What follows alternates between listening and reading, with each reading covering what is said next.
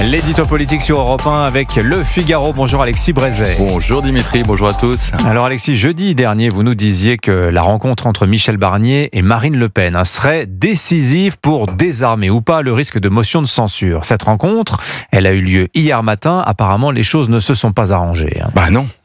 Loin de là, c'est même plutôt le contraire.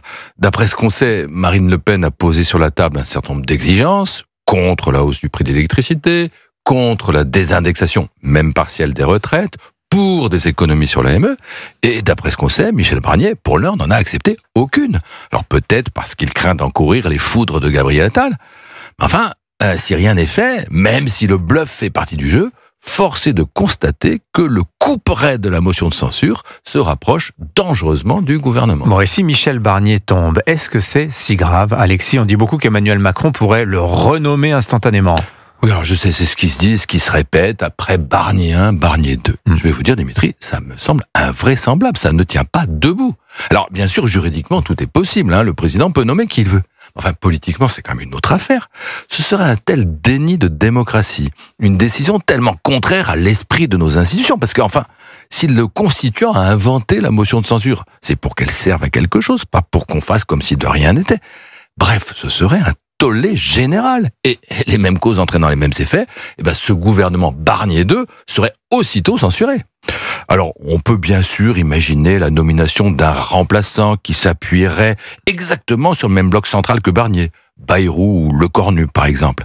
Mais la solution la plus logique au fond, c'est celle de l'essuie-glace, vous savez, après un coup à droite, un coup à gauche.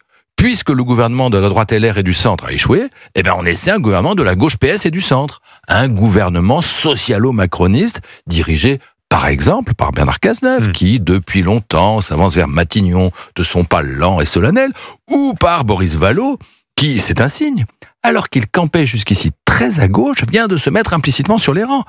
Un gouvernement qui est déjà combattu par Jean-Luc Mélenchon, bien sûr, mais enfin, qui pourrait survivre tant que les LR ne décideraient pas de le censurer. Mais au fond, Alexis, est-ce que la politique menée par un gouvernement socialo-macroniste, comme vous venez de nous le décrire, est-ce qu'elle serait très différente de celle qui est conduite aujourd'hui? Ah, mais n'en doutez pas un instant, Dimitri. Vous savez, en France, il y a une règle. Si la droite au pouvoir est rarement de droite, la gauche en responsabilité, comme on dit élégamment, est toujours de gauche. Avec elle, c'est sûr, on n'est jamais déçu. Les impôts, les fonctionnaires, l'immigration, la dépense sociale et le désarmement pénal, les avancées sociétales et les normes environnementales, la tyrannie du bien et la religion des nouveaux droits. Mais si la gauche revient, Dimitri, nous n'échapperons à rien de tout cela. Alors c'est vrai, on va pas le nier, le gouvernement Barnier n'est pas follement enthousiasmant tous les jours.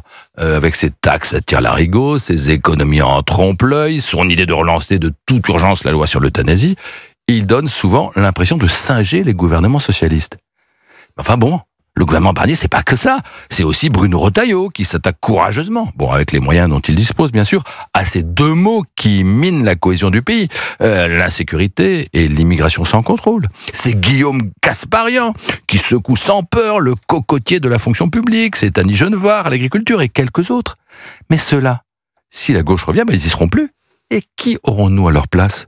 Pas sûr ce jour-là, si ce jour arrive, que les électeurs de Marine Le Pen ou ceux qui n'excluent pas de la rejoindre soient vraiment fous de joie. Voilà, exercice stimulant de politique fiction ce matin avec Alexis Brézet. Merci beaucoup Alexis, l'édito politique sur Europe 1. Je signale la une du Figaro consacrée justement à la censure. Le RN menace la gauche en embuscade. Merci Alexis, à demain.